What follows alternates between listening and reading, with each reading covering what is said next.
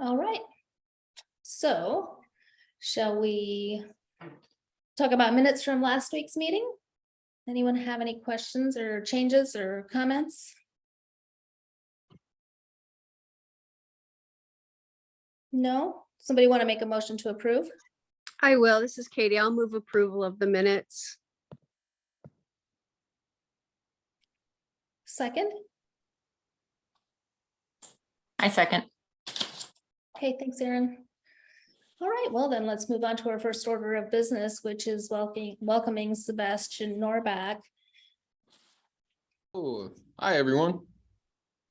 So do you want to tell us a little bit about yourself and maybe your background with art and why you wanted to join our group? Yeah, absolutely. So I work in the art industry right now. I work for a company in Madison called CodaWorks, and we are all about promoting public art, hosting public art opportunities, and connecting artists with jobs around the US and North America and the world. And we do conferences and publications as well. We have a magazine too that goes out. And it's a lot more admin work than it is actual like doing art and like worrying about art, but I'm working on all kinds of commissions all over the country and working with artists from everywhere, sculptors and muralists and painters. And I wouldn't be doing this if I didn't really love art and really want to do it. My dad, when he was alive, did tons of art. He would work on artwork every day. Our whole house has lots of art in it. And I'm really happy to get this opportunity to sit on this committee with you all and really think about and make decisions on how to make Middleton a more better looking place. And that's just better in general for everyone and make things look nicer and really promote art and make art more of a centerpiece of our community. Well, welcome to our group. Shall we go around, Abby, and introduce ourselves? Yes, that's a good idea. Okay. Do you want to start? Sure. I'm Abby Atune. I'm the Director of Planning and Community Development for the City of Middleton. And I like to tell the story. When I was interviewing for this position, I was right out of graduate school. So it was 15 years ago. And one of the questions during my interview was, do I have any background in public art? And I actually, as a graduate student, I staffed the arts committee for the city of Iowa City. And I think that it was probably the reason that I got this job. And now I've been here for 15 years. So it's just one of many hats that I wear with the city, but I really enjoy working with the arts committee. Sure. Who wants to go next?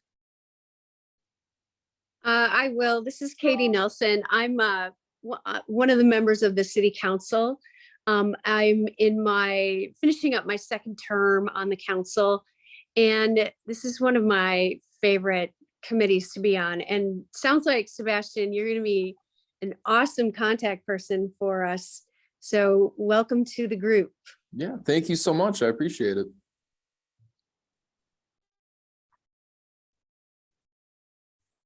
Next. I guess I'll go next. My name's Meg. I've been on the committee for I think almost 6 years, and I'm a graphic designer. I guess that's pretty much it about me. I have 2 little kids.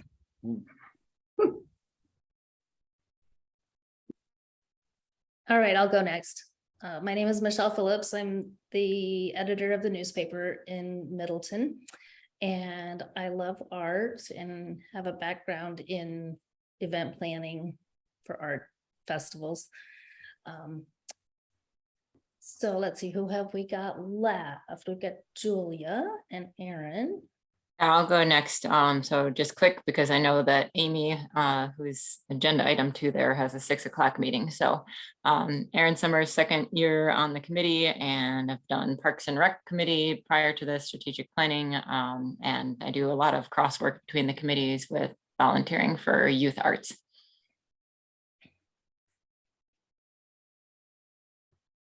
Hi, I'm Julia. I'm sort of new to the committee. I'm a working artist. I have a Bachelor of Fine Arts from Savannah College of Art and Design. I do comic book art. So I like doing a lot of graphic novels for children. And I've got a workshop coming up for kids soon. So hopefully we can get some comic books to the kids in Middleton. Nice to meet you. Yeah, nice to meet you. All right, and I forgot to mention, I've been on the committee for 4 years, almost 4 years.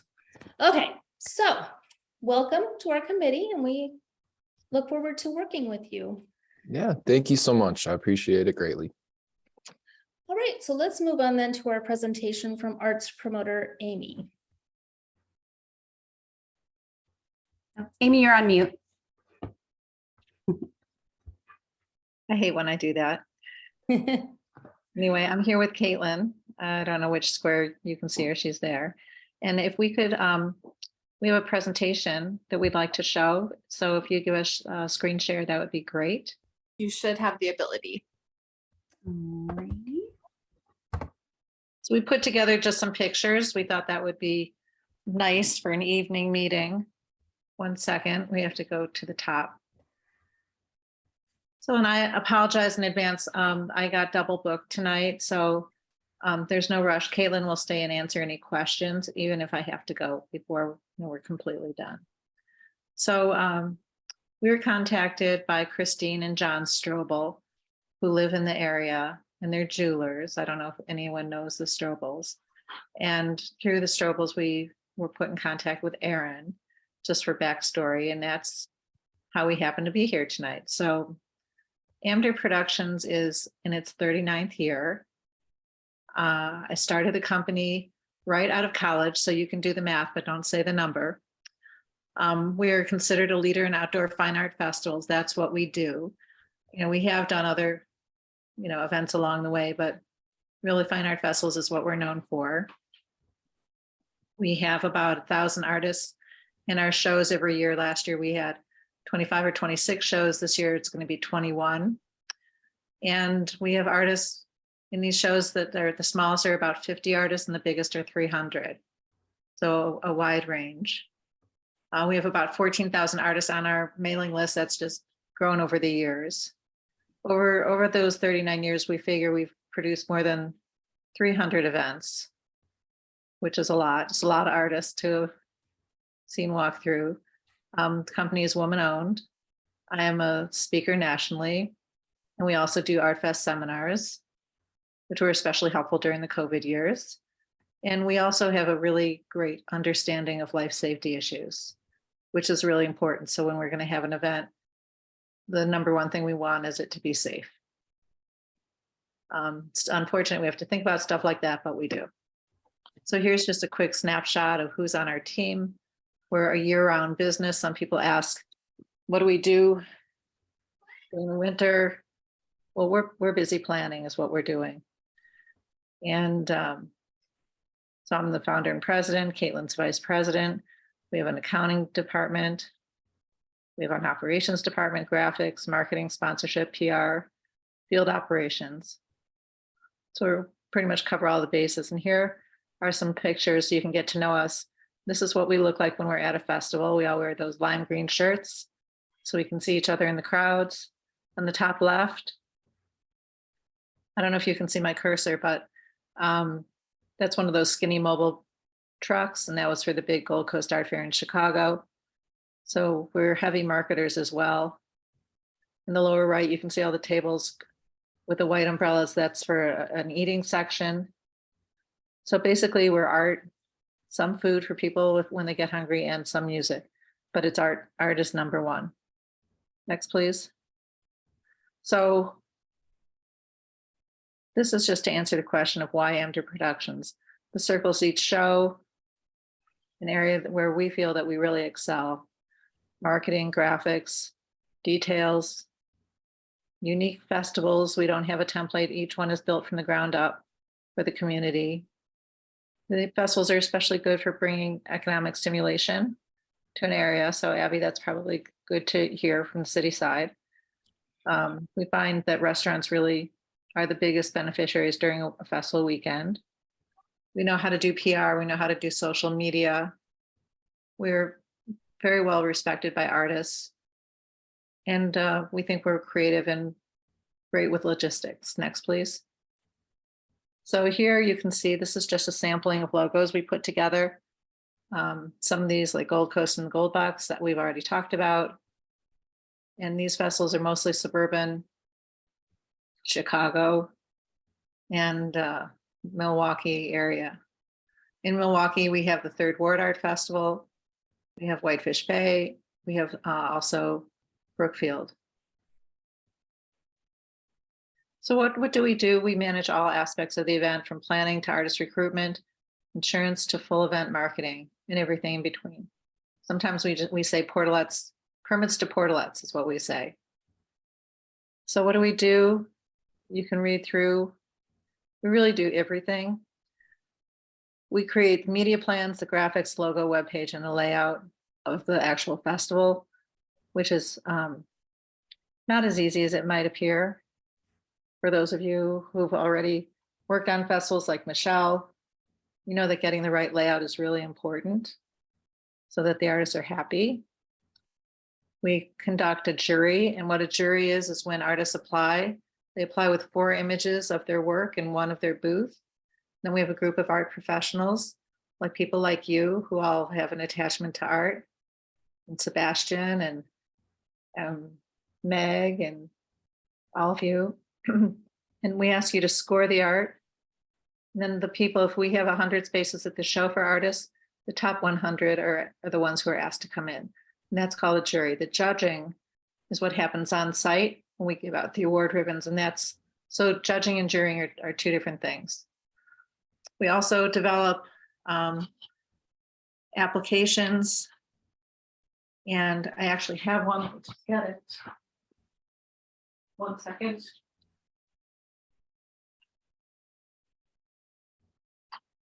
This right here was our call for artists from last year. And we prepare a mailing list of 14,000 names, and then we mail this US mail. And that shows where our shows are, it's a map. And then for each festival, there's a write-up. There's a write-up about the festival, so people can kind of get to know the festivals.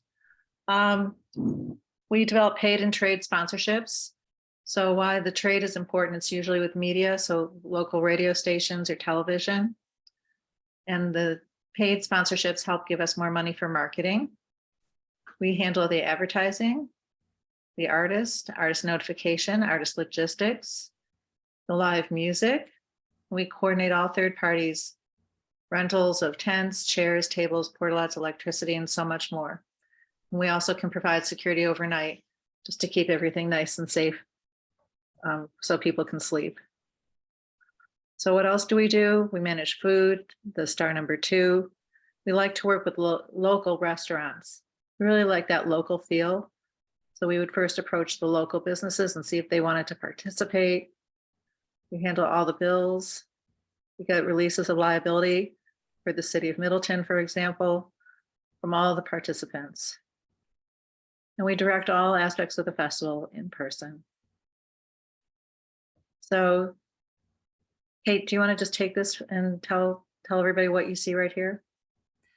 Sure. So part of artist recruitment and really helping the artists, we develop what we call check-in packets with a board tag. I don't know if, I think you guys can see my cursor. So we sign the booths with their name and their booth number. And then we also give them a name tag to really just make it look very official. You can also see in this picture, so his laid out booth, and then also we gave him an award ribbon. Thanks, Kate. Sure. In our graphic development, there's so many graphic pieces for every festival, and we have them listed here. So the logo is important, and in the logo, the Glencoe Festival has a lot of Frank Lloyd Wright homes, so you can see how that was inspired by Frank Lloyd Wright. Whitefish Bay is right on the water, so those wavy lines reflect the water. And Printers Row is in an old section of Chicago. So we just kind of wanted it to look a little printerly there with the typeface. So every festival is new and different. We do applications, registrations, programs, posters, ads, print ads, electronic. We do festival postcards, name badges, and board tags. So here you can see some examples of street banners on the right for the Port Clinton Art Festival. You can see the mobile truck on the bottom. You can see on the left with the Starry Night Sky is a poster. And above that, that was the bottom of the front page of the Chicago Tribune. We also like direct mail. We find that really reaches people. We like to do a small version of the poster for the direct mail piece. Next, please. So here you can see how every festival is unique. We like to feature the art from one of the artists in the show. So for Barrington, that festival is in May. It's always Memorial Day weekend. So I think it was last year we chose this Robin's Egg and the Nest. Glencoe is in the summer, so we have the Field of Red Poppies. Art at the Glen is a little bit more contemporary, so we found this beautiful sculpture. Fort Clinton is one of the big festivals we do, and we just felt that this was a really uplifting sculpture. So who comes to shows? Our polling shows that most everybody is a homeowner. Median age is 42. It might be a little different in Middleton, but this is across the board. It's a little bit more women than men. Median income for people who come to festivals is over 200,000, with property values in the mid 300s to near $1 million. Most people have 2 cars, 20% have 3 or more. Most have a bachelor's or graduate degree. About a third have children. And that's just important to know, especially on the city side, who is the target demographic, who are we bringing to the show. Also, we know that the people who come to festivals are passionate about fine dining and cooking, wine and beer, craft beer especially, designer clothing, travel, luxury cars, and sporting events. So chances to cross promote with some of those other local businesses there. So artists, you don't have to read all this, but we have really nice kudos from artists who participated, and we're really thankful to them and for their nice words. And also we have communities like Barrington and Whitefish Bay also saying nice things. And Whitefish Bay says in the pink writing, brings thousands of new faces to our business district. And you know, what better way to bring people together than art? And we feel really strongly about that we can help do away with divisiveness, just bring people together. So how do we work? Artists pay a flat space fee. We don't take commission. That gets really complicated, and we just don't do it. We ask the city or the host for in-kind services like barricades, dumpsters, police coverage, public works support, marketing, and also amplification of the message by the city or host group. So like in newsletters and emails and stuff like that. So Kate, why don't you talk about the local aspect? Sure. I think a big part of how we create unique events is utilizing like local artists and local jurors and like local food, getting really much local participation. So we can feature local artists through our call for artists, and then also through our PR firm. We could create a youth art division that features youth artists within the community, and we can provide them with tables and chairs to really, this is one of the aspects that I really enjoy, to see, you know, kids under 18 really just expressing, bringing their art to the public.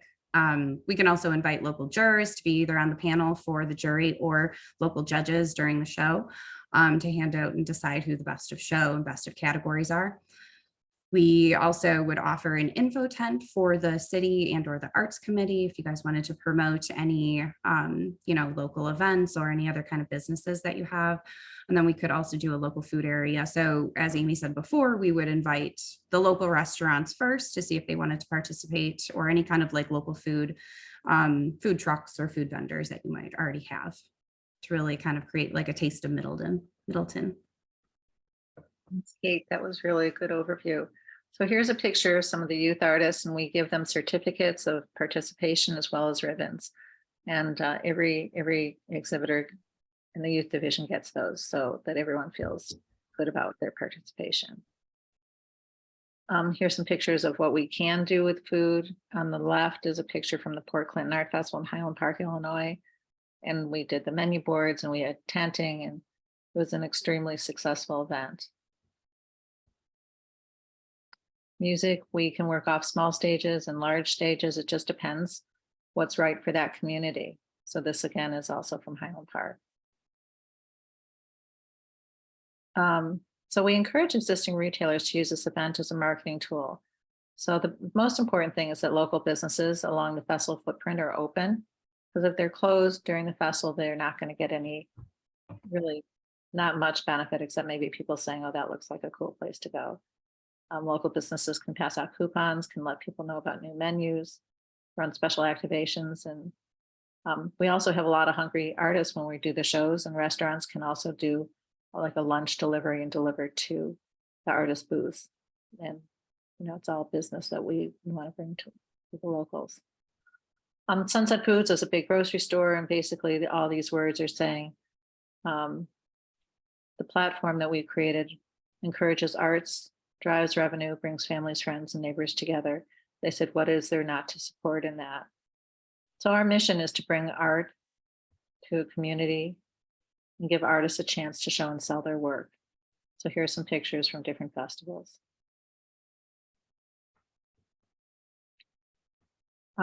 What does a host partner get? Well, a lot of, in total, about 500,000 impressions through direct mail, through e-blast, through the web pages, through Instagram, Facebook. Next, please. Through our PR, through radio spots. If you choose to have an information booth, it's a great place to distribute information. So when you count everything up for every show that we do, it's about 500,000 impressions. What can Middleton do? You can collect contributions from the information booth. If your local laws allow, be the exclusive seller of alcohol at the events, if you can have if alcohol is allowed, sell water, soda, and other beverages at the art festival.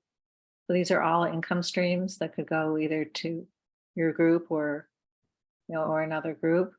Sell food, if, you know, permits may apply. And sell art festival specific merchandise, things like shirts, t-shirts, glasses, posters, anything like that. So we look at our events as annual. And why is because an art festival is only 2 days out of the whole year. It's like a store that's only open 2 days.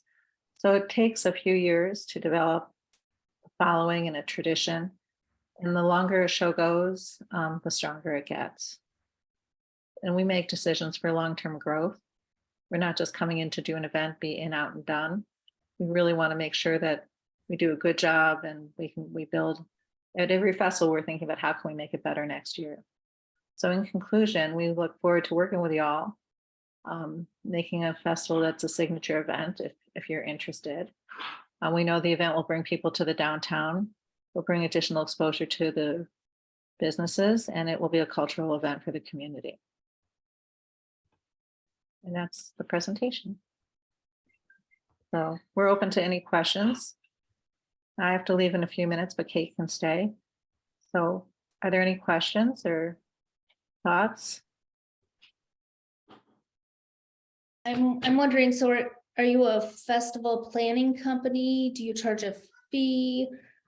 How would that work? We are a festival planning company, and I came out of both Northwestern and the School of the Art Institute, so we have an art foundation behind me, as well as all these shows.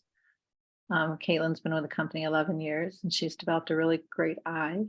So we are a festival production company, and we handle all aspects of the festival. We like to work with groups like yours and have like 8-point person who we're in contact with, whether it's Abby or one of you, and just work closely together. But we do all the heavy lifting, and we like, you all to be involved as jury, as judges, as hosts. We can create other involvement areas if you're, depending on how much time you have. We do charge a fee. Yes, we charge a production fee. The production fee varies from a small festival to a large festival. And so there's a big range of what it is. It's in the thousands of dollars. The smallest festivals we do would be like 7,500, and the bigger ones would be 25,000 plus the line items that I mentioned, barricades, cordelettes, those things provided. Okay. Other questions for Amy? Oh, Kate, do you want to talk about a little bit more about the Kids Art 10? I'm not sure I really talked about that. Sure. Another, I know one of you, not Julie. Julie, I was in the SCAD Chalk Festival one year and won. So that was pretty exciting. One of you is involved with Kids Art. I'm not sure I know who that was. But anyway, toward that line. Yeah, Kate, why don't you tell me about the hands-on aspects that we create?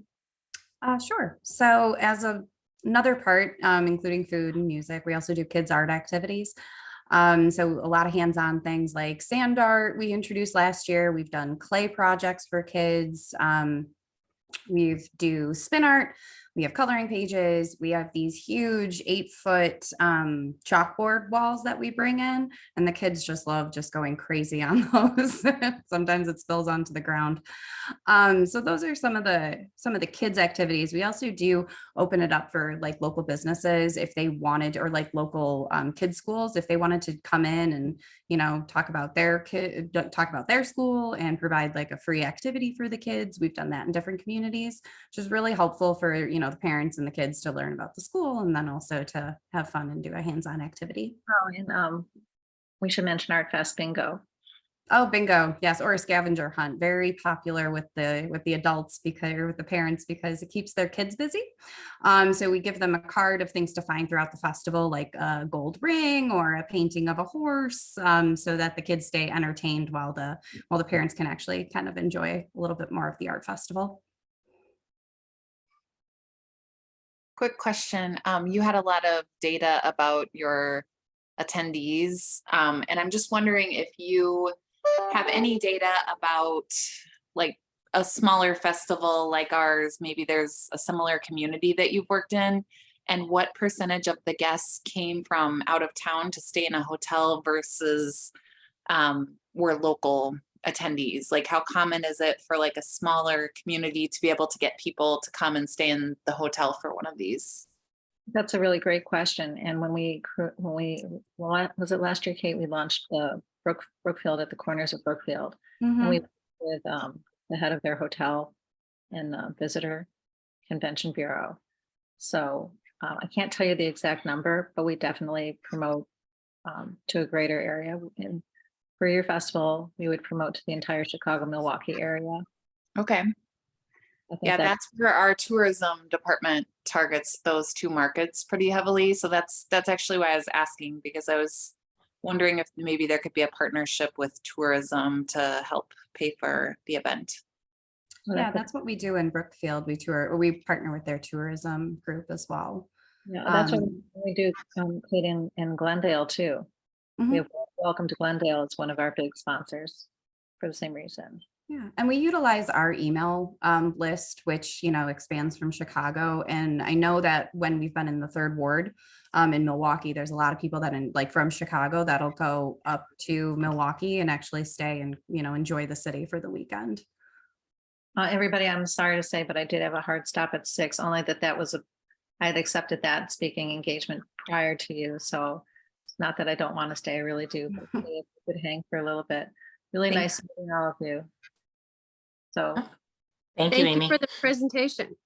Oh, sure. Pleasure, really. We love art. I'm happy to talk about art all day long. Thank you. Thank you. Thanks. Does anyone, oh, I see that, excuse me, Julia has her hand raised. I think she was waving. Oh, okay, never mind. Any other questions for Caitlin? Caitlin, so if we, obviously we're in like beginning stages of this with introduction from John, what do you need from us to give us a quote per se? Like a quote. Yeah.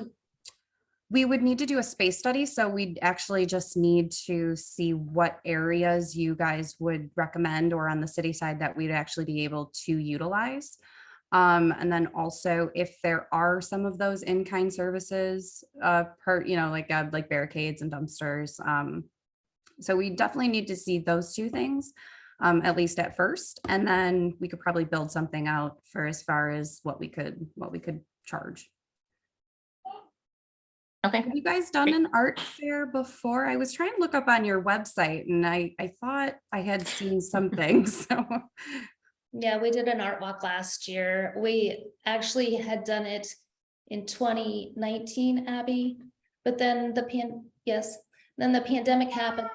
And we changed the format of it. It had been pairing artists with businesses. And last year, we actually moved the festival in front of Capitol Brewing. We were able to utilize their stage. They have a beer garden. They have restrooms. And then we had food trucks come in. They were a source of food. We hired musicians. Let's see what else. We had demonstrations and we had 40, was it 40 vendors, Abby? 42, somewhere in that neighborhood. It was our first year in this format. It went really well. Everyone was extremely happy with it. The artists, the visitors, the bands, everybody was very happy. So we definitely want to try to build on that momentum, but we are very small and we have a very limited budget right now. We're just in the infancy, I guess, of the art walk would be a good way to put it. Yeah, I mean, we'd love to see any previous layouts if you guys wanted to, be around the same area, or, if there's another part of town where the businesses are that would benefit from it, that'd be great. I think And then we'd love to come up there. I think that we probably will want to keep the venue in the same spot. It's downtown, it's close to shopping and restaurants, and again, it's very convenient because Capitol Brewing partnered with us last year and let us use their space. So I think that we don't want to move it because we just changed the format. So I think we are pretty set on that. Okay, great. Any more questions?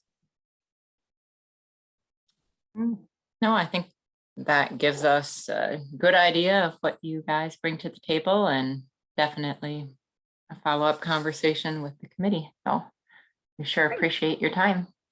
No, thank you guys for your time. And Erin, I have your email from Amy. I can send you the presentation if you want to share it with anybody else. Okay, that would be perfect. And then just if you have any other questions when you guys talk, just let me know. Okay, sounds great. Thank you so much. Well, thank you, everyone. Thank you. Enjoy Have a your good night. Thursday. Bye. So to Arts Committee, I just wanted to tell you background of this. This is something that John and Christine Strobel just have been asking me about. And so they gave my information to Amy. We had a conversation just kind of what we've, where we're at, what we've done.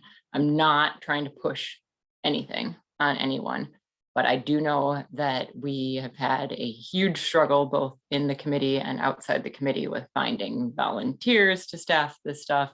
And if we want to actually grow this, like, these are people that have done, they have done many of the art shows I've participated in outside the area. So they're phenomenal at what they do. The price I knew was going to be a staggering component, would obviously require us to get a lot more sponsorships.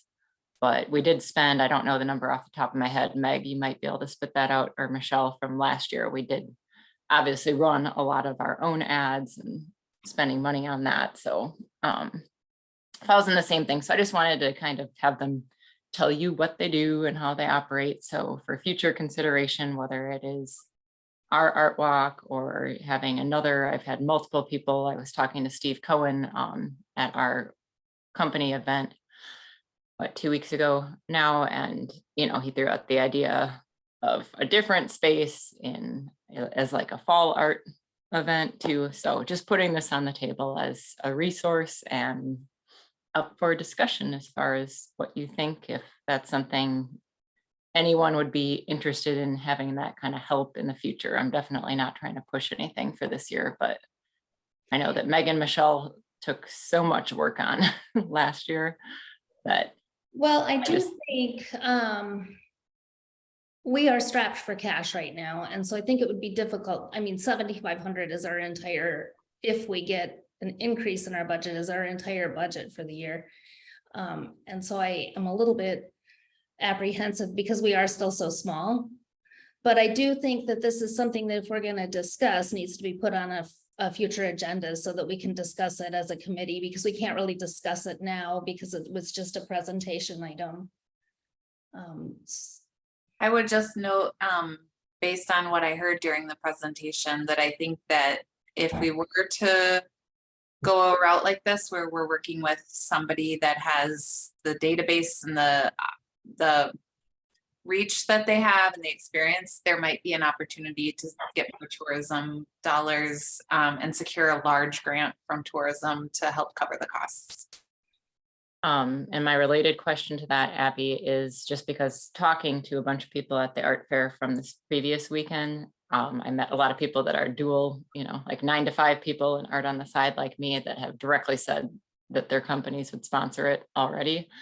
So I'm wondering, do we have to use those donations if we get like a lot more, which is the hope, or can that roll to the next year? We got something stupid like 15,000 in, donations from local businesses. I think that could roll over as long as it was designated for Art Walk. Okay.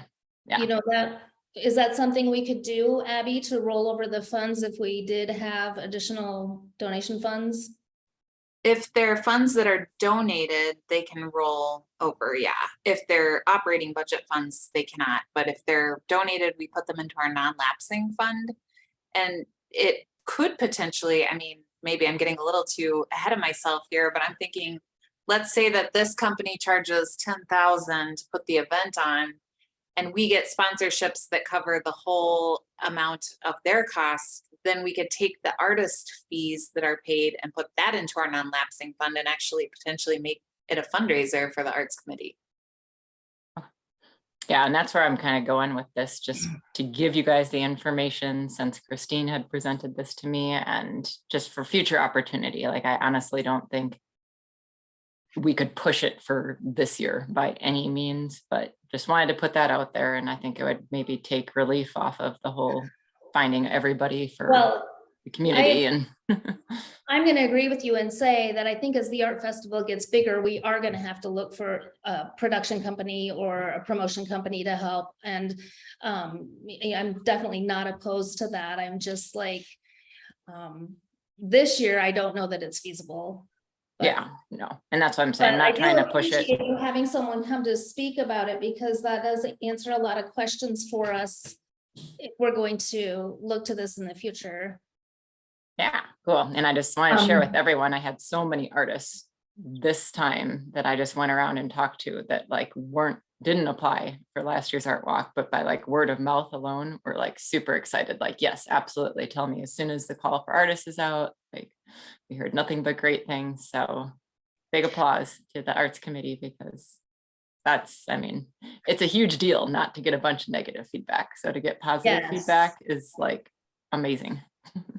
Since you asked, I pulled up the spreadsheet so everyone knows the art walk cost us $8,300 roughly last year, and about 4,000 of it was spent on advertising. So I think like in their fees, they said what 10,000, that doesn't count the advertising cost. So you'd have the advertising cost on top of that. That would just be their fee. So, but I do think it would be worth getting a quote, like we already have the map laid out, the one that Daphne did. Could we just send them? I would also like it broken down. Like, are we going to still be paying the musicians separately from that fee? And as Meg said, the advertising costs are not included. And so what additional things will we be paying for beyond their fee? So if they could do a breakdown of that, that would be great. Okay. Yeah. And maybe a little bit of clarification on whether they're approaching the sponsors or are we approaching the sponsors? Yeah. Good question.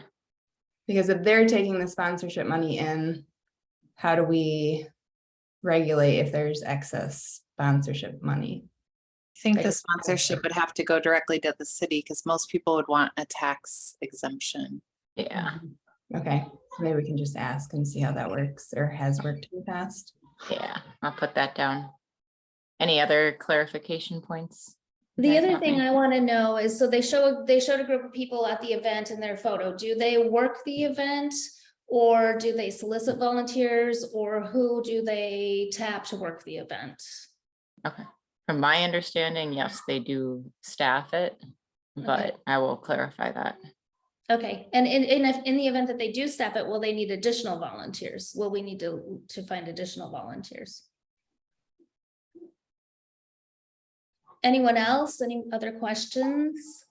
Or anything that you would like for Aaron to clear up before we talk about this again? No? Well, all right, shall we then move on to self-made man? It says funding opportunities. Number 3. Oh, I'm sorry, I skipped one. Yep. Funding opportunities. Yes, that's going to be important if we're going to hire someone. Okay, so we had a discussion last time about the percent for arts, and we are going to be kind of tag teaming the council at the beginning of December to discuss this with the council and to support this. I certainly encourage anybody who can come to that meeting. That's the 8th, Abby? 6th 6th. at 7:30 p.m. Okay. in person at City Hall. I unfortunately know I absolutely cannot make that night. You so. told us, and I'm sorry, Erin, when it got pushed back, I realized you had mentioned that that was a night you could not be there. If Yeah. you would like to write into your alderperson, you could still do that. I think it's Katie. I'll send Katie a message. Okay, so then we have the roundabout funds. Shall we go ahead and talk about that? Yeah, sure. So I sent you all a summary of what you have left in your non-lapsing fund. My memory was not too far off. I underestimated. I thought you had about 13,000, but you have a bit more. Sorry, let me try to pull this up here. Okay, so it's a little, I'm sorry that I couldn't do this on the fly at the last meeting. The reason is that there are 3 city accounts associated with the non-lapsing fund, and this has got to be like accounting best practice, but I don't understand why. But what it is there's one account, which is the amount that is carried forward from year to year. So we have one account that displays the amount that was carried forward from 2021. And that amount is 21,202. And then we have a revenue account and an expenditure account from what we brought in 2022 and what we spent. So we brought in $5,950, and that was through the Art Walk participation fees as well as the silent auction sales. We spent $49.78.31. Which is not the full cost of the Art Walk, because we did try to use our operating funds first, since those don't carry forward from year to year. We also had a $10,000 insurance payment that's for Self-Made Man, and so that's just being held in that account, but it is not funds that we can use for another purpose until we have the sculpture conserved. And then we have the MCE transfer, and what that is that's the Middleton Community Endowment had originally contributed just over $8,000 to the roundabout project. And when we pulled the plug, we sent out the letters, and most everybody said either didn't respond or said, keep the funds that we gave you. Now, $600 is of the funds that were collected. We received a letter back saying that checking the box for acquisition only. So 600 of the funds in there are for acquisition.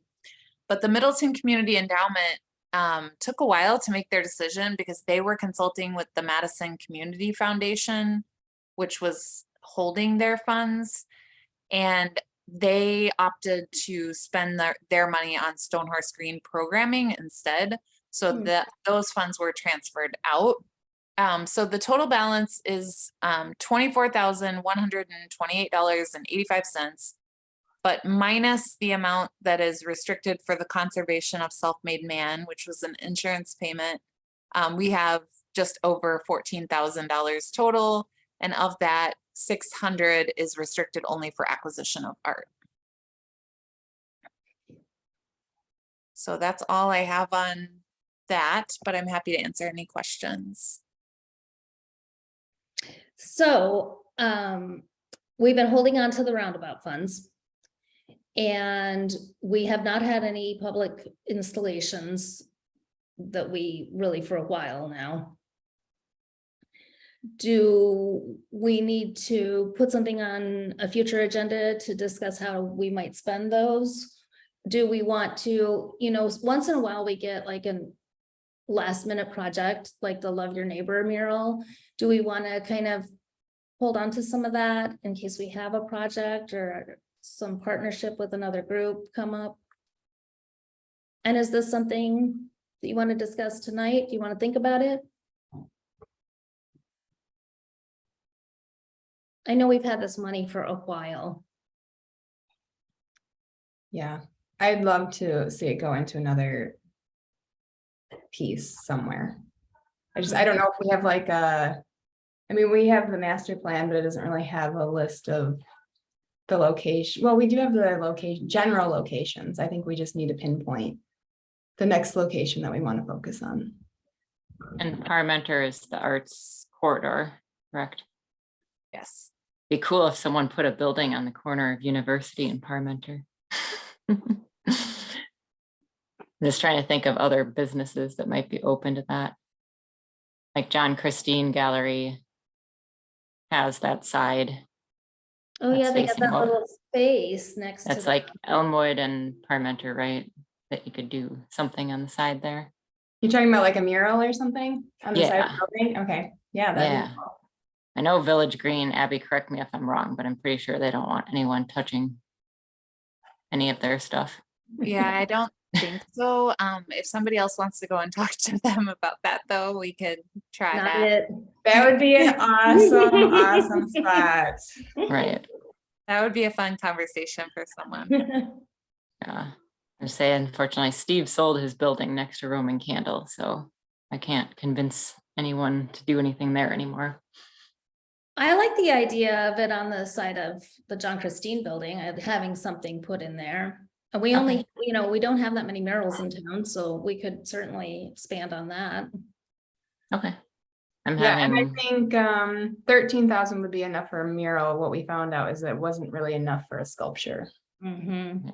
So okay, I can just preliminarily ask John and Christine since I'm gonna have lunch with them soon if they would entertain the idea. I think they rent, right? I think Maryland owns that building. Oh, Okay, Marilyn Burke's the owner. It's Mhm. also a landmarks, so you would have to get approval from the Landmark Commission. Mhm. Marilyn might be, she might be okay with that though. I mean, you can only ask, right? That's right. well, how about we put it on as a future agenda item just to generate ideas and possible locations, so we kind of Yeah. have something to consider. We got Sebastian on board now. I know he's got good ideas. He wants to make it prettier, so. Tons Yeah. of ideas. I'm ready for it. Okay.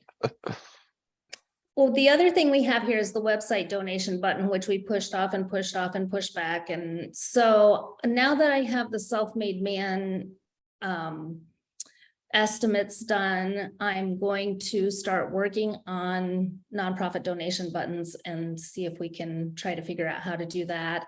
So I was assigned this one Oh, last you time. were? Yeah, so I Oh. did a bunch of I'm sorry, research. Erin. I really, no, it's okay. I'm happy if you want to take it over. No, no, go Unfortunately, ahead. all my medical stuff the last month, I meant to make like a nice little comparison chart and presentation from you guys. But so far the top ones I have found are Donor Box, Give Butter, Network for Good, and Neon CRM. Just as an overview, obviously not looking to make any decisions tonight. Donor box seems to be the top one. If anyone's familiar with the GoFundMe type of fundraisers, we unfortunately had a situation in a child's school recently. So going on that, and then it asks you if you want to offset fees for a donation. And so you can choose to cover that, which looking at it, most people do. That's the top thing I like about Donor Box, is that we don't ultimately incur regular fees on donations, and they also have absolutely no like annual or monthly fees. And that's what sets them apart from a lot of these other ones, because obviously if we go like 6 months without getting donations, we don't want to be paying every single month for it just to be there. So that looks like the lead contender thus far. Another thing that I really like about them is you can actually set up a campaign. So for instance, there's lower fees for something like Art Walk. If we put it out there as a side campaign and said, okay, we're generating funds, would you like to, contribute to Art Walk? It's got a much lower 1.5% fee for that. And people can still obviously opt to cover the fee for their donation. But on our end, it's way less cost. And then 2.65 was their percentage for donations if people choose not to cover it, but usually in those amounts, people choose to cover it. So what I can do is put together just, a little spreadsheet for next time that gives everyone, a clear picture of what they're voting on for options, and just kind of the good and the bad for each one of these. But from looking at a lot of the sites and like the tutorials for or not tutorials, but the like the demos for the sites that have Donor Box, it looks to me like the best one. I could find absolutely nothing that was free. No surprise there. Erin, But before the next meeting, do you want me to run the Donor Box option by our finance department? yeah, I See think if that'd they be see great. any concerns? Okay. Do you want me to send this then to you first for finance for like the top 4 of those? Yeah, that'd be great. Okay. Thank you. Awesome. Thank you, Erin. Thanks for your work on this.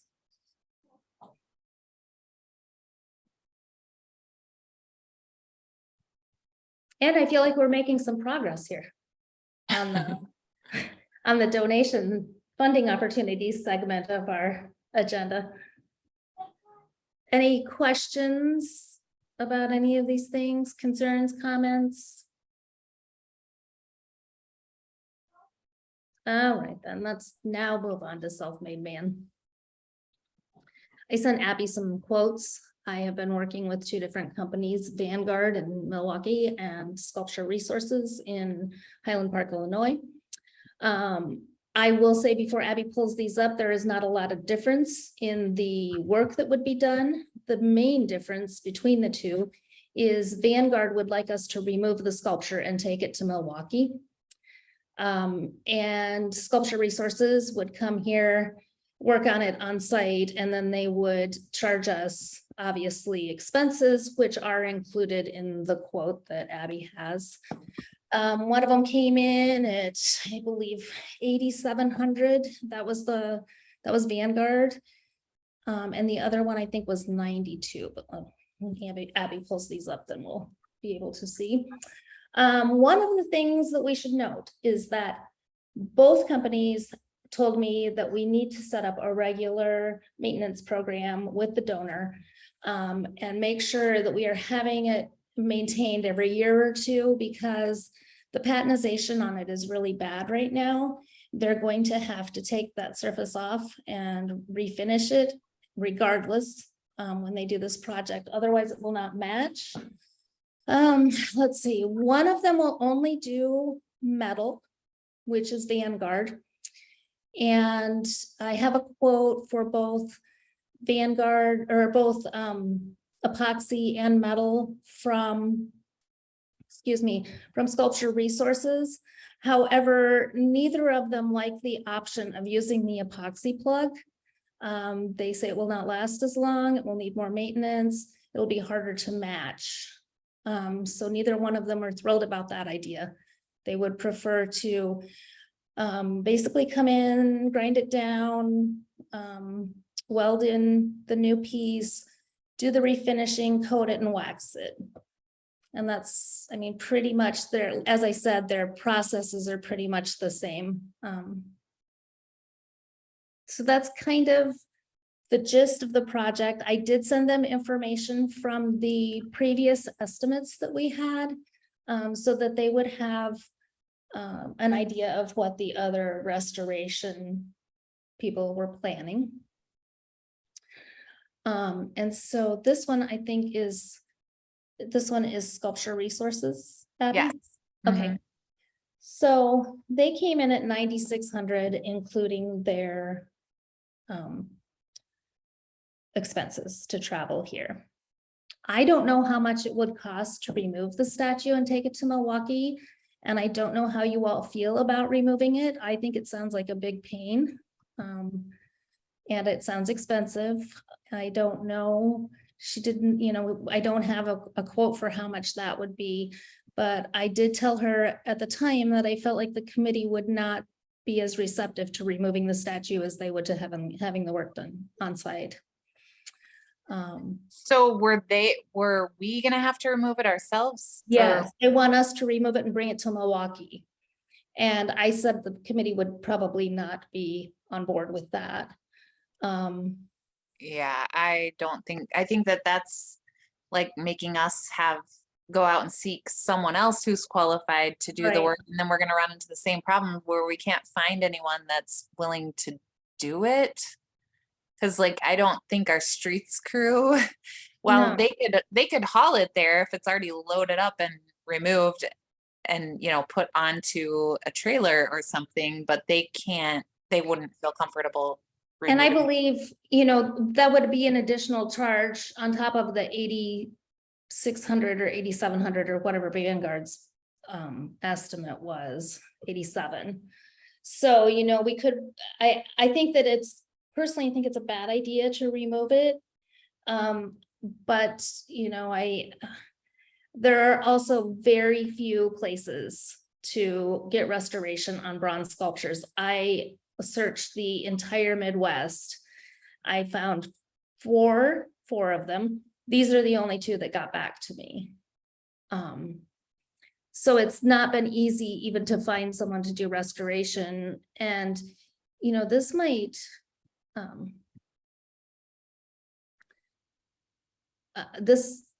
we have enough money to pay for it to be done on site. I don't know what you all think, but please give me your input. Sorry, did they say that they needed to wait until the weather was warm enough? Or like, was there time constraints? I don't think, he did not mention that the weather had to be a certain temperature.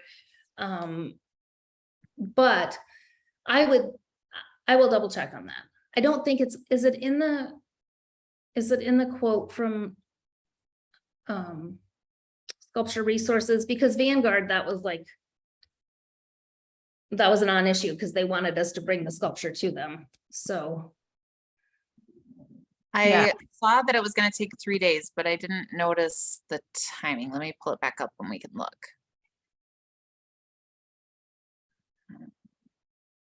I didn't either. I don't remember seeing it. Let me see if it's in an email.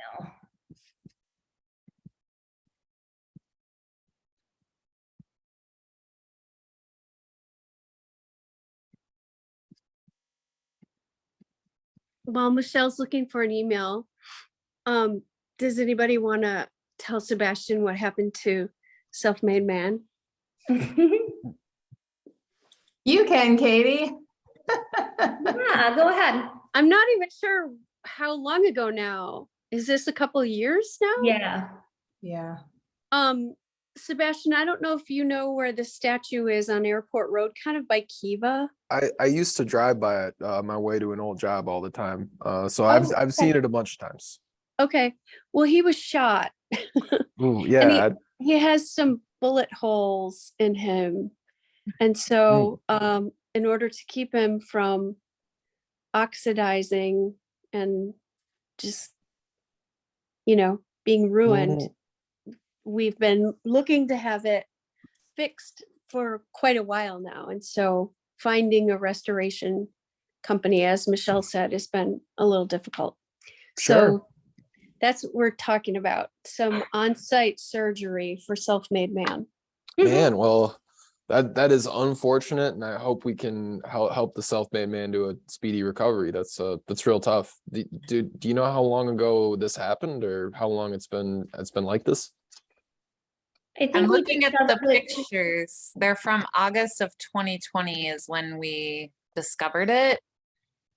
And we hired a conservator. We had a conservator under contract, and then she fell ill. So that was what our insurance quote was based on, was this one conservator's work. And so then we waited and waited to see if we could get her to fix it. And then she finally said, nope, I'm not getting better. I'm not going to be able to do it. So we let her contract go. And then we hired another conservator, and she hurt her arm and wrist. And so she Ooh. also ended up not being able to do it. So now we're hoping third time is a charm here. Sure. Man, I'm so sorry that happened. Who knows why people do these things? It's like, why would you ever think to even do that? But man. Yeah, and it might happen again. That's the bad thing. Mm. And it could happen again, hopefully not, but when they talked about the maintenance plan, Michelle, were they suggesting that we come up with a maintenance plan with them? Like they would come and do something? Well, I don't think necessarily with them. They just are saying that it needs to be maintained, that we need to, and I'm sure that they would be happy to give us quotes on a maintenance plan. I do think in our agreement, the donor is responsible for maintenance, correct, Abby? They're responsible for ongoing maintenance to wax it annually, I think, or maybe it's every other year. I can't remember exactly. But I don't think it's been done for a while. That's probably true because the donor moved out of town. Yeah. So no, they were not, I don't think they were trying to upsell us to do the repairs necessarily themselves, but they definitely think that, it would be a good idea just to maintain it so that we're not running into another 5 or 10 years from now, having the patina corroding and, back in a position where it's going to cost us a lot more to repair it. Julia has her hand up. So I guess you guys are saying that you're having a hard time finding someone to do the repair on the statue right now. Is that correct? So I don't know if this has been explored, but I was kind of just imagining like if like any universities have been reached out to, like students who might have like a work study in like historic preservation or a sculpture focus where they might have like kind of like make this a project of theirs to lend free work to, or like paid work that's just not going to be like too crazy. The only thing that I don't know would be a problem is the moving the sculpture. Some of these places might have the ability to, like if they're like a sculpture major, they might have like the equipment to do that. Or I don't know if they could travel to do it. I really don't know. So that was just an idea. Like I just kind of imagine like there are students who would probably want to be able to work on something like that and have the material to do it and the time. So I don't know if that's like something I could like also reach out to people to see. I'm not too familiar with the programs here, but I'd be happy to do some research. I can certainly reach out to the university. I would say that I don't know that that would be an option because there are so few people that restore something like a bullet hole. Yeah. I don't know, they're probably, my feeling is they're probably doing casting and not repair. But I could reach out to the University of Wisconsin and find out. Yeah, maybe that would be good for maintenance too. If they have like a student who could do the maintenance. I can do that and have that ready for our next meeting if you want. I mean, I don't think we're in a big hurry since we have been working on this for a couple of years. The only problem is that the longer we wait, the worse it gets.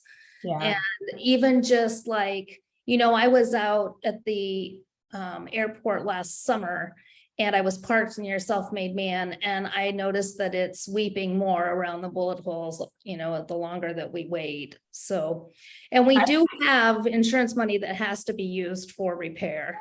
Yeah, I would feel comfortable moving forward with that company that's going to do it on site. I can't remember the names. I'm sorry. The Illinois. Culture resource. Yeah, I would mean, feel we have the comfortable money with to that. cover it plus 400 excess in case, you know, they need to stay an extra night or whatever. Yeah, I totally and- agree with Meg on that one. And they're professionals, like, and then maybe we can contact the university to see if they can do some ongoing maintenance for us in the future. Because Yeah, we could do that. we have that need all over the place. Abby, is this something that we need to vote on and then does it have to go to council or can we just vote on it and be done? I think it would have to go to council, but we already have the budget for it, so I wouldn't foresee any concerns. We would need to run the contract language by our city attorney and he might have some changes, but So we Okay. need to make a motion then to bring this to the attorney. well, I think you would be recommending approval of the proposal from Sculpture Resources, recommending approval to the Common Council. Okay, I can do that. I recommend taking the proposal from Sculpture Resources to Common Council for approval. Do I have a second? I will second that. This is Katie. All in favor? Aye. Aye. And then just as a follow-up, yeah, let's just check with the university as far as what Yeah. might be available for I'll check maintenance. about maintenance and there may be a company, another company that can do maintenance that couldn't do the welding. Yeah. The other thing is I will check on temperature and see how warm it has to be for them to do it. And then once council approves it, I will go ahead and get a date set for them to come and finally fix our poor little self-made man. Awesome. Thanks for your work on that, Michelle. Sure. All right.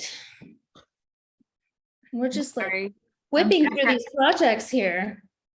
I'm trying to pull the agenda back up, but I have too many windows open and so it's giving me trouble. Hold on a sec. That is the story of my life. Yeah. Same. My computer stops working and I complain to IT and they're like, you have 40 tabs open. Yeah.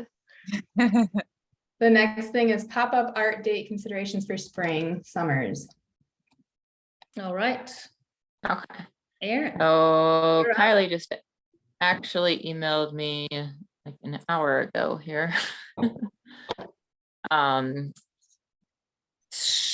So Kylie and Greg gave me a whole list, which is pretty much includes every single day that Middleton Cross Plains schools are out.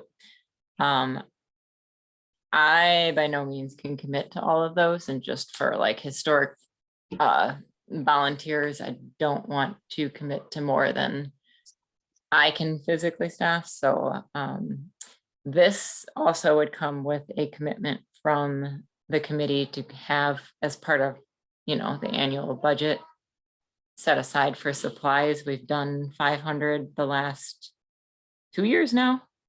Yep, I think so. How long have I been a part of this? Which using coupons and, you know, repurposing and just kind of developing what projects we're doing around what we have, 500 has definitely covered it. So that's been to date, you know, doing something in the spring, doing a bunch of summer pop-up dates, doing holiday stuff for both Halloween and then the upcoming tree lighting and candy cane hunt in cooperation with the Parks Department. So I have gotten nothing but positive feedback from every single family that attends. I would love it if we could keep doing these. So I guess I would ask for the same $500 budget allowance, and then would be pretty much putting out dates that I can at least commit to. Another consideration to throw in here, as we've kind of discussed both with the youth center and pop-up art opportunities before with trying to appeal to some of the older crowds. And I've gotten commitment from a few people at work to do an architecture series now, both with younger kids with modeling, as far as we're going to do some like gingerbread houses for the Christmas thing started out, but then have all the way up to, you know, the 3D graphics, and actually have kind of a platform of site for those in middle school or high schoolers if they do show up, you know, to really learn about the profession and cool things they can do. That I'm not asking the committee for money for. I think that's going to be private sponsored by the company, but obviously can be promoted by the city to just give that opportunity to youth. So those are my updates. I can send out dates for those that would like to participate in volunteering. There's really no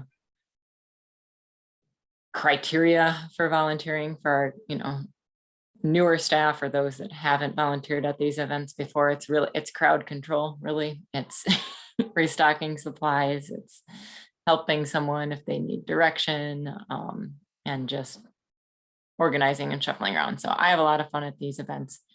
I don't want to commit to too many. I have told Greg and Kylie that straight up, that there's just no way that you can cover all of them. But, you know, as Abby can speak to, it's also part of the larger community of creating something for kids to do besides get in trouble on these days off, especially, you know, middle school, high school crowds. So I think it's important. So I don't know if this is something we need or even can vote on for 2023, or if this has to be a future budget approval, but I can definitely get the dates out by email to everyone that I am comfortable committing to. And if anyone else is interested in leading any of them, please let me know and we could add more to the list.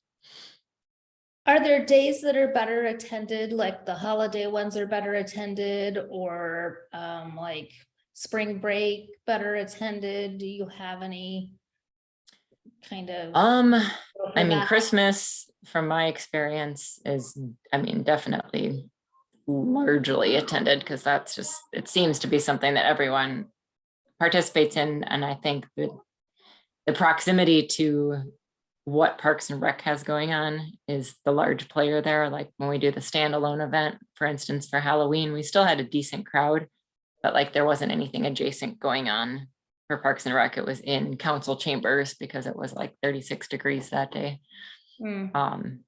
Summer events were all equally attended, no matter what day of the week it was or what the project was, because I think it's end of summer. And for those that are new to the committee, it's the last 2 weeks of summer when like all the people that staff the other recreation events go back to football or marching band or whatever practices that start 2 weeks before school.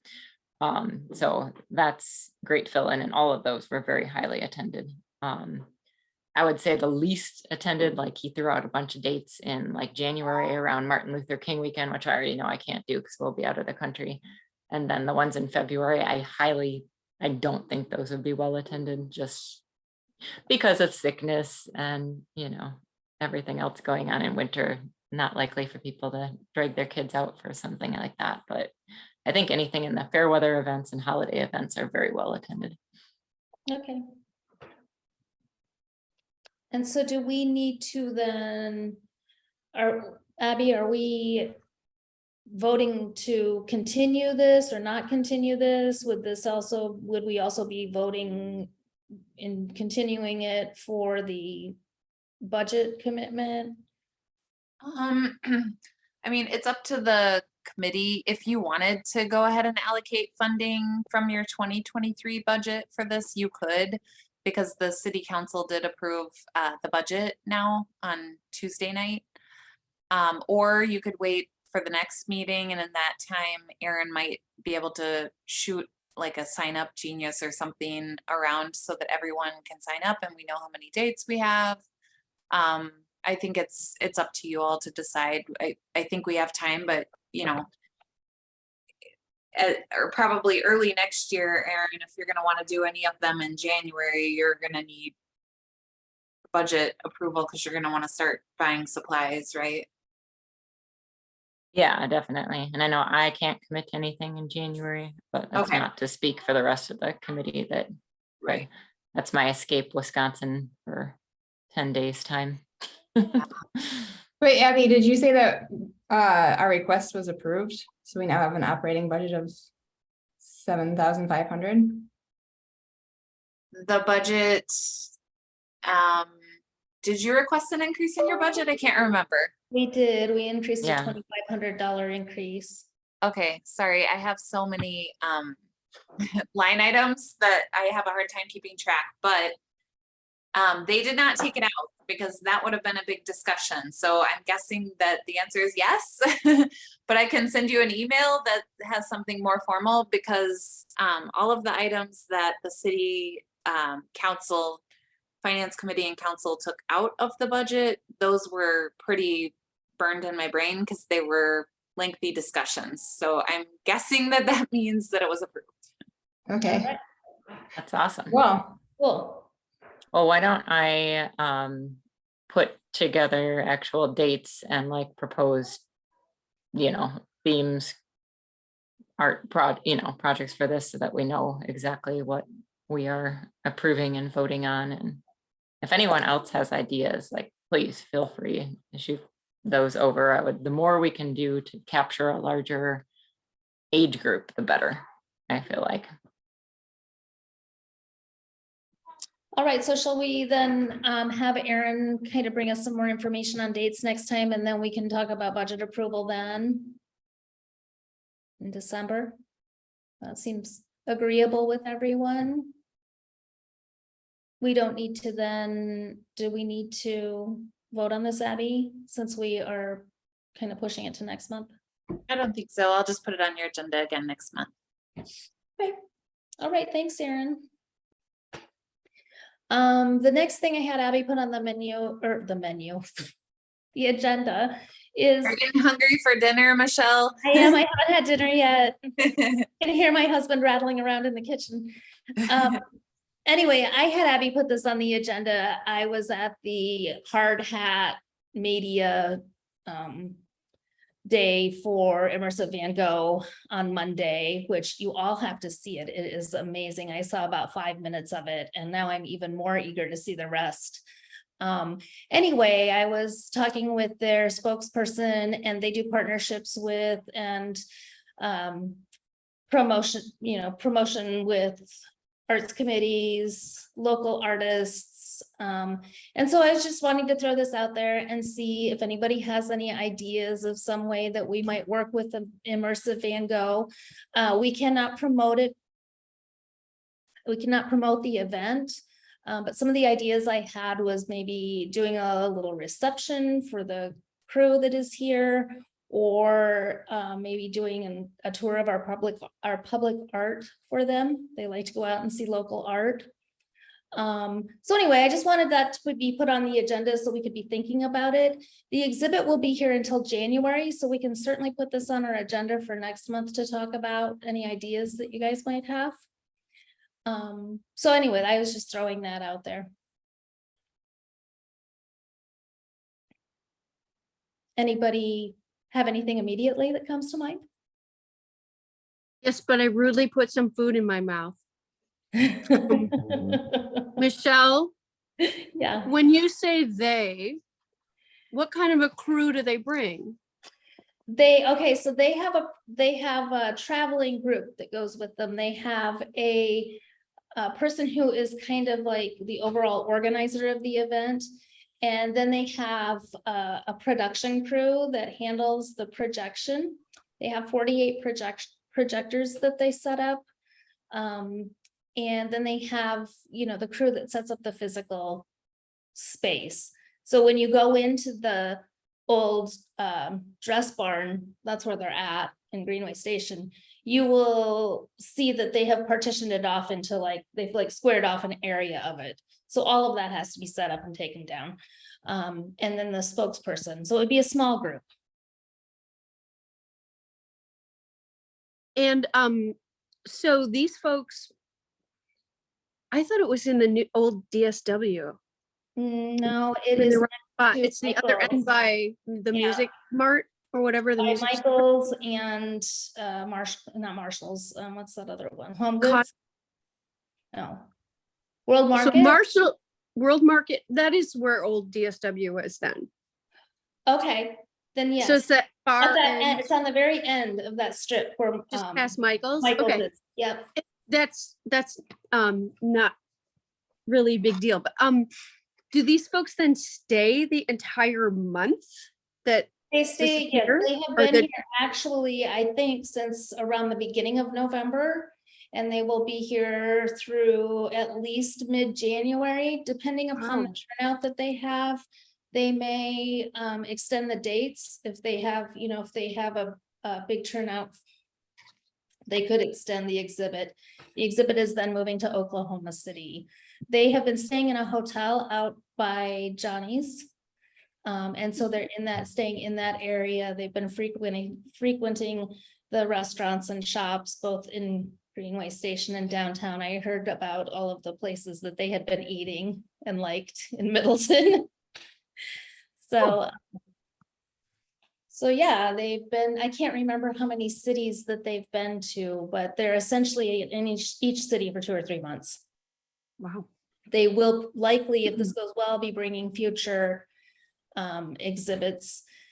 They have done Frida Kahlo and Michelangelo and Monet as well.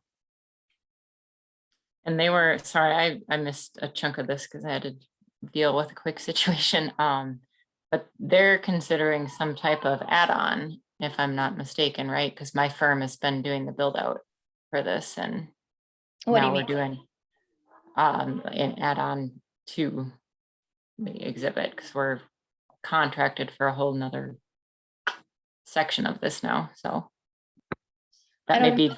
They did not mention that. They've got the build out now for the Van Gogh exhibit set, and then they had additional, the space around it is has sculptures and some of the other things they travel with. They have a giant paint box replica of Van okay. I Gogh's. think that's what the expansion is then, is making even more room. Well, they have this really cool thing that I want to tell you guys about really quick. So they have this thing called Letters from Vincent, and he wrote many, many letters. They have archives of 1,000 letters, and you can take your phone and scan a QR code and ask Vincent van Gogh a question. And then in his writing, they piece together a letter and send it to you via email. And he was so prolific, and he wrote many of these letters to his brothers, so they were pretty personal, but there's so much information that they can actually make you a letter from Vincent van Gogh. So I'm gonna do it because I think it sounds cool and unique. So when we go the Sunday after Thanksgiving, I'm gonna check it out. My aunt will be there that same day. He's been waiting for months. Me too. I've wanted to go and see it, and I missed it every other place it's been close. So we have a big group of people going, so I think it'll be really fun. Yeah, I love that she's coming down from Rhinelander for that, but the last time she's come to visit us solo is in quite a while. Well, whatever it takes, I guess. I guess. Anyway, so if you guys have any ideas or you want to work with them in some way, then we can talk about that at our next meeting because they will be here for a while. I was just tossing that into the wind. So shall we move on to art walk? Does somebody have questions about immersive Van Gogh or comments or suggestions? No, we're ready for art walk. All right, well, art walk, I've started getting ads reserved. The first one is the Midwest Art Fair guide. I did go down in size on that one from a half page to a quarter page. I think that because that one is geared more toward artists, that our funds might be better spent on promoting the event when the time comes. So I did just shift that a little bit. We are in their listing as well on their website. I just sent the update on that today. Abby just sent me 12, I believe, entries for our call for artists for our promotional artwork. It was actually six. We received 6. Oh, we received 6. I'm sorry. Yeah. You sent me Well, 12 pages. You're confused because I told you that there were 12, but then I Oh. realized that 6 of them in that form center were AIM registrations. So the other 6 Oh. were the actual responses to the call. Okay, well, tomorrow is the last day for that, so if anyone is interested in submitting artwork for that, tomorrow is the deadline. Did we decide whether, like, is it even worth me submitting at all? I don't see why you shouldn't. Okay, Yeah. I didn't know if there was a, No, I think Clause. any of you artistic types, I am not an artist, but anybody who is certainly welcome to submit their artwork. The big perk is you get a free booth space. yeah, I did meet one of the artists that submitted and I saw her actual piece in person. So Oh, cool. there's some cool considerations. There are some cool ones, and I will actually, once it wraps up tomorrow, Erin, I will send those out to you and Matt too, so you can take a look at them and we can discuss. I'd like to make a decision pretty quickly though, because we are gonna start placing ads, and so I'd like us to have a decision pretty fast. That's all I have for Art Walk at the moment. Yeah, Michelle and I just need to meet to keep going on that. I feel it's worth mentioning with Sebastian being new that, if anyone is interested in kind of joining our subcommittee, last year it was Michelle and Meg and I, and thus far just Michelle and I. So if anyone would love to join in, and whether it's a small part, big part, there's no like limitations, we'd be happy to have any help. So yeah, just let us know and we'll get into the details of planning here. I know, like I mentioned earlier, I was actually really like floored at how many people, like one guy and talking to a separate artist, like pulled back his curtain from the booth behind them to be like, I hear you talking about Art Walk in Middleton. And like basically I'm forcing myself. We were the topic of conversation at the Agora Art Festival. Someone told me the other day too. So that's actually really good if the word is spreading around at these other art festivals. Yeah, the largest thing was the feedback of, of course, everyone's asking about a 2-day festival, which, we've discussed and we could consider in the future as we grow. But I think we were cementing in just the 1 day this year, and then the later times too, with kind of letting it go a little later in the day. Yeah, we extended it to 5 p.m. rather than 4 p.m., just an extra hour to give people a little bit more time. Yeah. But I think, I'm certainly receptive to the idea of doing a 2-day show once we grow. But yeah, I'm really glad that word is getting around and that everything has been positive that I've heard so far. So that's, I think that's a testament to all the volunteers that helped out and made this possible last year. I even talked to Judy Faulkner about it. So bring in the epic effect and hopefully create some good sales for artists this year. Yeah, and I was sitting at the information booth for a while last year, and I was amazed. Like people were coming out with multiple pieces of artwork, like not just buying, like 1 or 2 small things. I saw a lady with a painting under her arm, a bag, and a quilt draped over her shoulder. So people were definitely out buying art last year. And I don't know if that's just because they were eager to get out because of COVID, and hopefully though that we'll keep that ball rolling. Does anyone have any questions about Art Walk? Erin and I have been meeting, and Matt, usually on Wednesday or Thursday mornings early. So if anyone wants to join, you can just email one of us and let us know. I just Googled this for the first time ever and it looks really neat. And I do have to work Wednesday mornings, typically the Thursday morning, but I do event planning for my job here. We throw conferences and shows and have people come in from out of town. So I'm sure when it gets closer to the event, I could use some of those resources to help put it on and plan and everything. Cool. And if you know anybody who wants to help with the planning, we're also opening that up to other folks. So if you know anybody who wants to join Aaron and I, just let us know. Sure, of course. I think we're connected to someone in the Dane County Arts Board who is very into the events and likes to show out, and his name is Mark Frary. He's the director. He's super active and loves doing like events like this and showing out for local festivals, local things up this alley completely. Cool. Well, certainly, as I said, anybody who's interested in participating in any way can just get a hold of one of us or Abby. Abby can also pass the information along. And as it gets closer, we'll certainly take you up on those things. Sure. Yeah, I'd be happy to. It looks like a really neat and interesting event. Anytime you have the map together and it has the area laid out really nicely with here's where the programming is and the vendors and the booths, I think there's a lot of potential there.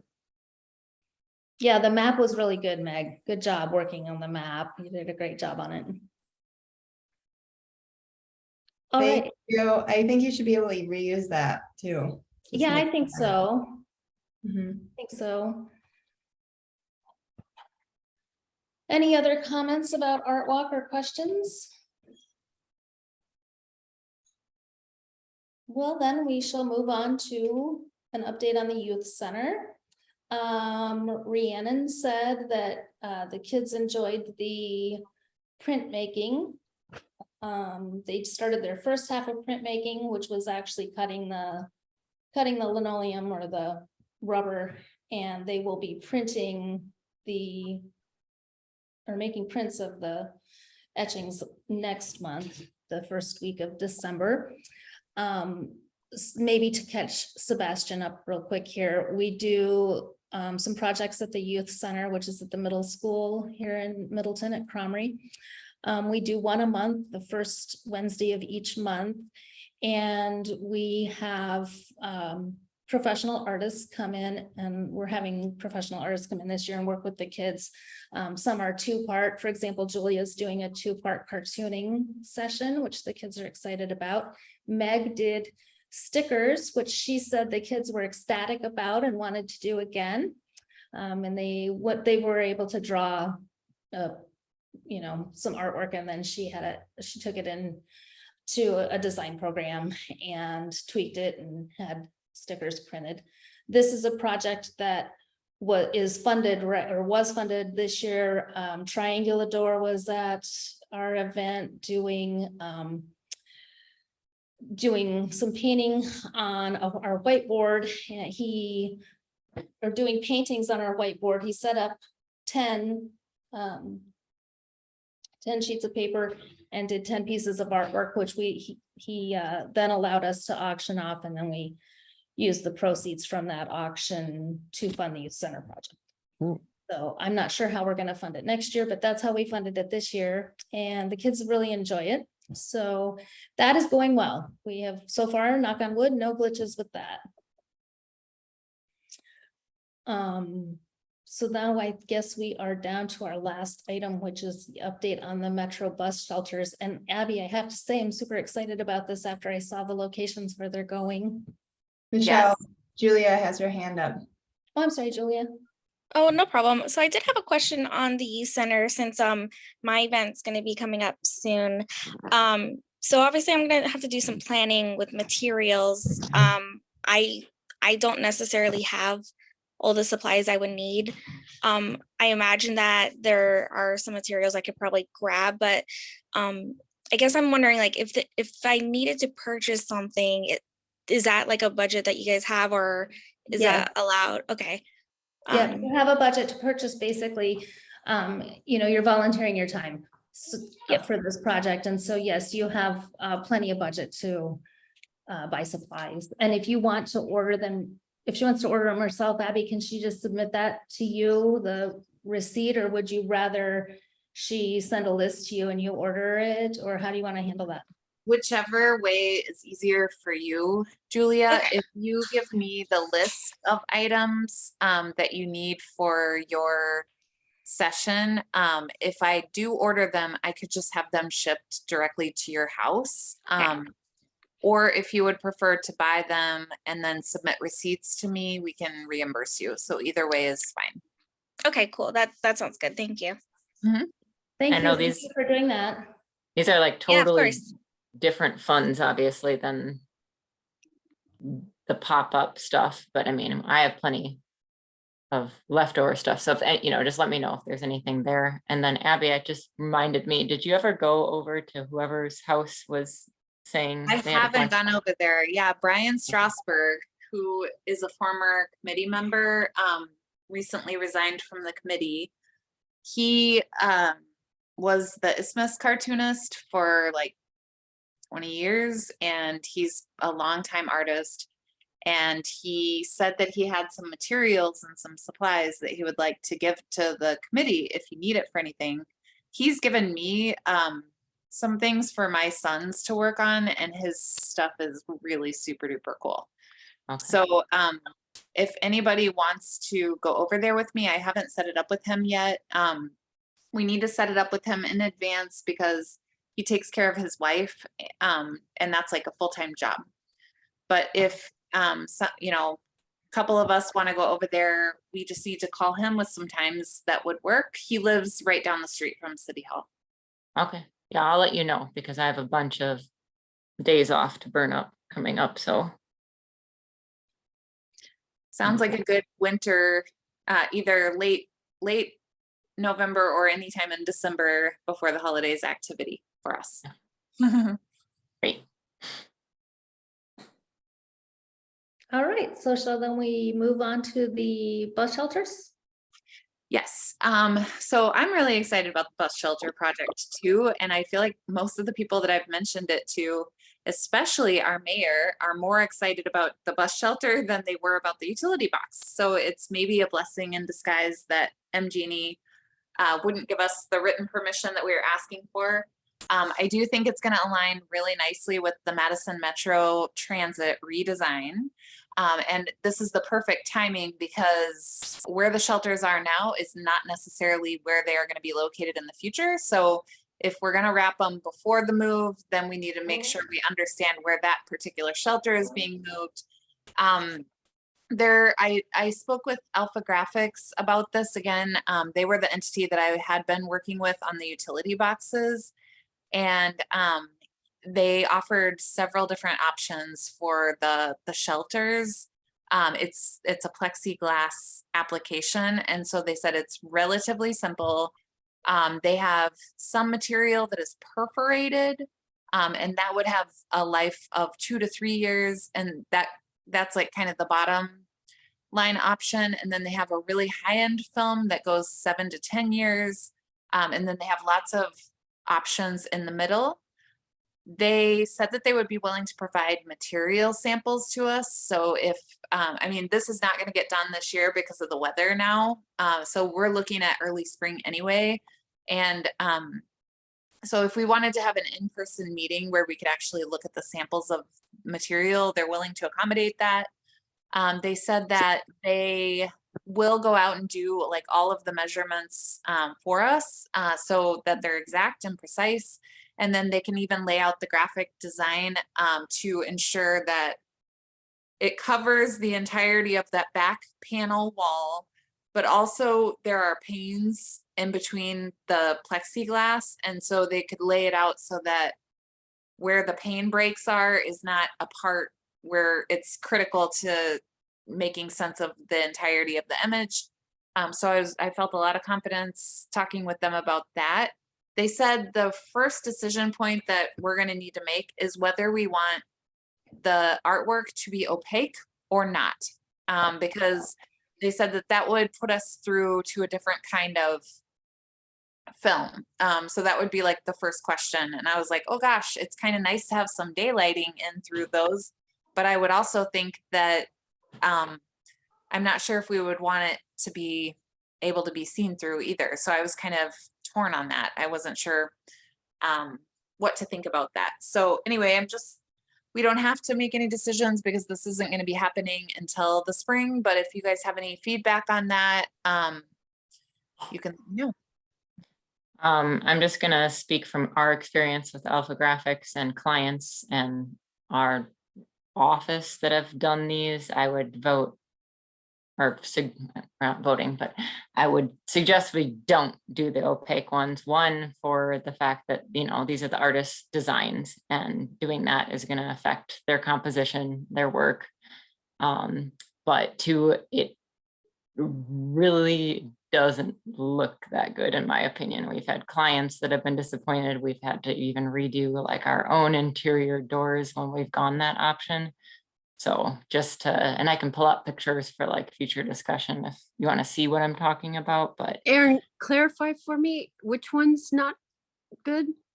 the opaque option. Opaque is not see-through, right? opaque is It's not like see-through, semi-trans. but every time I hear the word, I literally think it means the opposite of what it means. And I even did it on the phone with AG.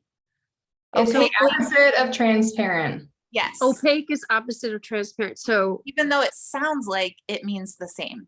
So what they do is they put a backing on it, and And so- it changes the colors. So for instance, I mean, I as an artist wouldn't be offended, but I know a lot of artists that would be so offended. you're saying the see-through ones are better? No, they're not see. So, okay, they'd have to explain it. So what they can do is they can do a print as is. If they do a white base, when they apply this, that's like the Mhm. truest color, you know, the most accurate to the artist. When they do the opaque one, they slap like a black background on it, and it just looks so different, like to the fact where like we're in the process of like printing pictures and graphics of like our actual projects in our office, and everyone was like, no, you know, that is not how it looks. That they were just completely against it. So Okay, so I'm sorry that I'm so confused, but so you're saying the see-through ones are better because they don't throw that backing on? and it's not so much that they're see-through, because they still, to get the true colors, they still need to put like a white backing on, or in some cases they showed me demonstrations with like a silver backing, Yeah, because it does obviously affect the life of the product. If you have sun coming through the other side, it will naturally fade the colors, right? sure. But when you have the black that completely blocks it, it just affects the image. Like, Yeah, So, that makes sense. Okay, Thank you so, for like, that. Thank Alpha you. Graphics could show you side-by-side examples, and it's just like, I don't know, I never thought it would make that big of a difference. I'm like, why is this a huge decision point? But when they show you like two backgrounds, you're like, oh no, that's no. So, and I mean, it's probably different for different things, right? Like graphic artists' designs are probably going to show way different than like someone. I'm just thinking, I don't think any watercolors were picked for these initial artists, right? But like something don't like that would be think so. dramatically affected by having this black background. So Yeah, there's one that's like a very pale, almost like a minty green background okay. that Yeah. seemingly would be very affected by a black background. And they should be easily able to, you know, throw you image, you know, options with the different backgrounds. Maybe But like could that we white, have- yeah, I would be concerned about that white, or even, yeah, that kind of. There was could one we where it have was them like, provide some photos, Abby, of examples. Absolutely. Yeah. I had a couple thoughts there. So, or actually I have a question. They're gonna put on a piece of plexi and then install the plexi, right? Is that what you No, said? they're gonna install it directly onto the plexi that's already on the back of the shelter. Okay, Yeah. and are they talking about having the it's gonna be perforated to let some light through? They could do either perforated or a different type of film that would not let light through. So we would have the option. Or we have to choose, okay. Just one thing coming from a designer side is that I found Alpha Graphics to be like really expensive in terms of printers. Yeah. So you might want to just get a second quote. I know that when we did the Starbucks sign and like a lot of the Park Bank projects, they use Ryan signs. So you could reach out to them and just see kind of what, if it's comparable. And I know the city has a relationship with Alpha Graphics, so that's fine, but just whenever I have them quote projects for me, they're like probably 3 times more than the other printers I work with. So, which is BPI great was, for them, but I'm like, holy cow, who can afford you? yeah, and BPI West on Whitney Way was also about half the cost when we quoted against Alpha Graphics. So Yeah. And I mean, another thing that you could do, or we could do as a committee, I could even do it. We could go, we probably should do this. We should check out the Starbucks sign and see how it's holding up, because that was vinyl applied to a window. And I believe we did it perforated. Right? that's the one on, is that Allen Boulevard? Mhm. Okay. I was just by there the other day and it still looks pretty good, I think. I wasn't up close to it. But whenever I drive by any of our installations, I always kind of check them out. And So I don't know who did the windows on the Middleton Center, but they're all peeling. So I don't know who printed the those. historic but photos that were just installed. yeah, they're all peeling at the corners. Oh, I no. walk by it a lot. I can find out who it was, Meg. Okay. So we don't want that to happen. Yeah. Oh, I wanted to make a comment about the perforated material too. I used to take the bus a lot in Des Moines, and the ads were used the perforated material you were talking about that's cheaper. And it can peel pretty easily, especially if it's in the hot sun. So I would just keep that kind of in mind too. When we talk about letting light through, this is just totally an idea tossing out there. Is there any way to not like print it full size? So almost like allowing the plexiglass that is there be like the matting around the image. So you still have light, around the perimeter, and then the image in the center, like leaving what, 2 inches or something. That's a neat idea. I like that. Yeah.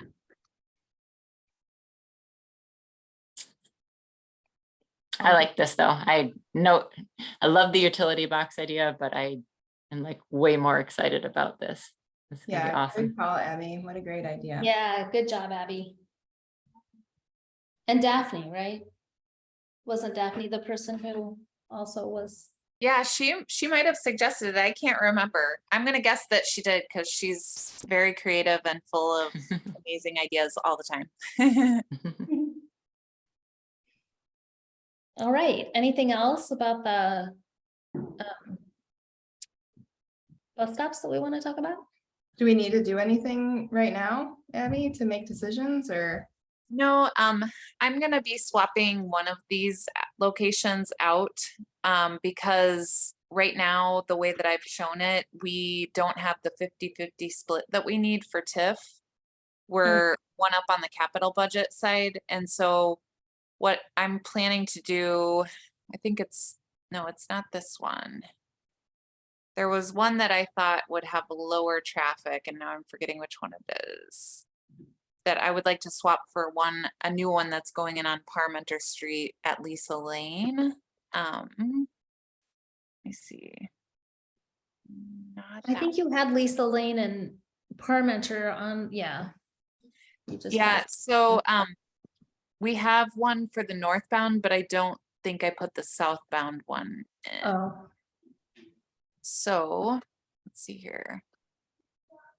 I think it might have been, no, this one's right on Century Avenue.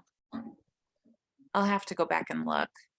Our staff team had talked about it and we'd come up with one that we wanted to recommend swapping out to put the other Parmenter one in. So then we would have 2 that are right across the street from each other, which actually is also the case here on John Q. Hammonds and Greenway. We have 2 shelters that are across the street from each other. And we were trying to place these in spots where we thought that they kind of sort of made sense. So like if they were a conservancy theme, we tried to put them near the conservancy.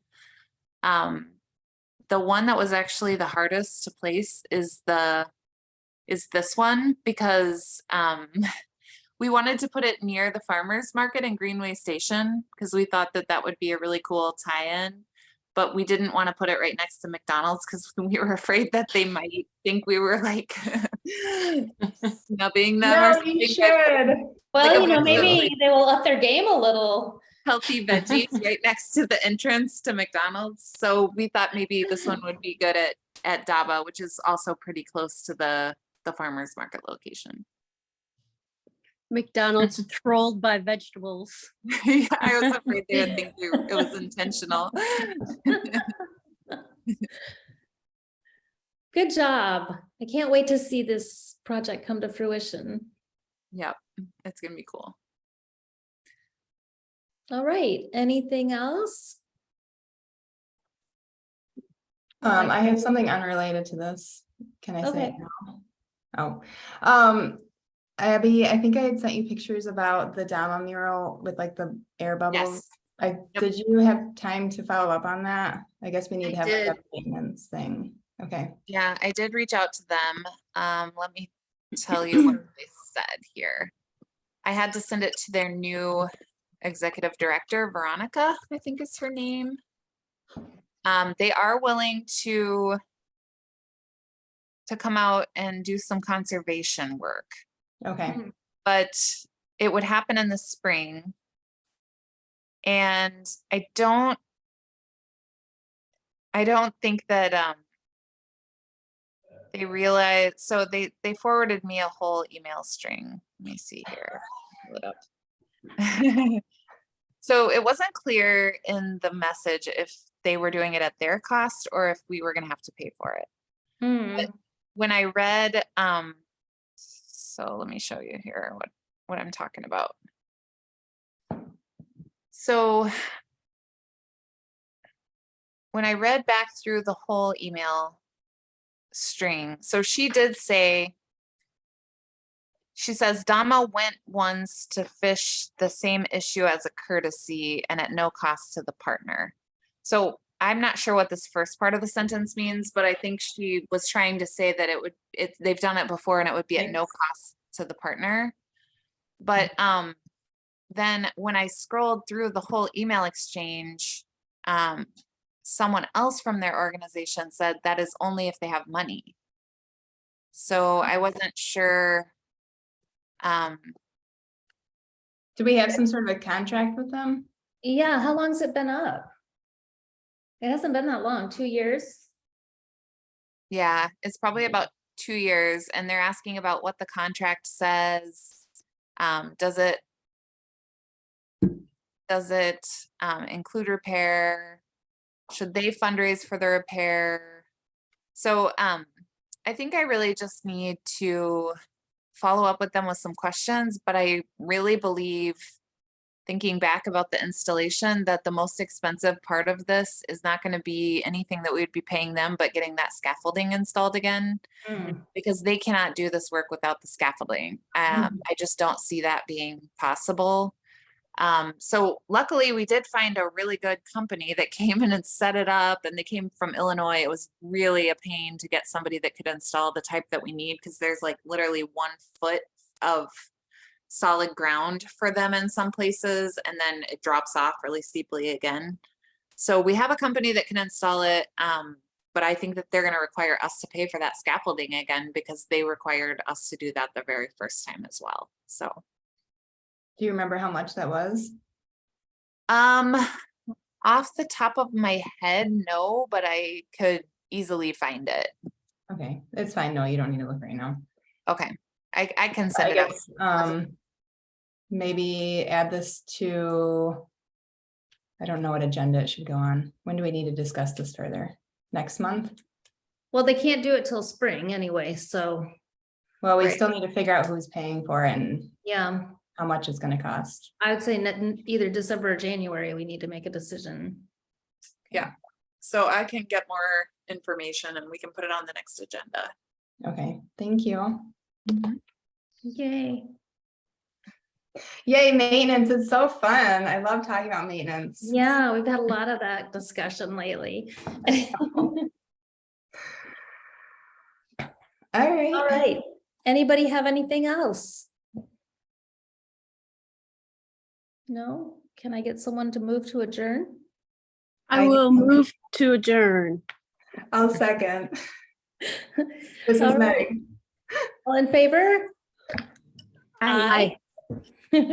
All right, thanks for sticking with this long meeting tonight, everybody. Yeah, thank you.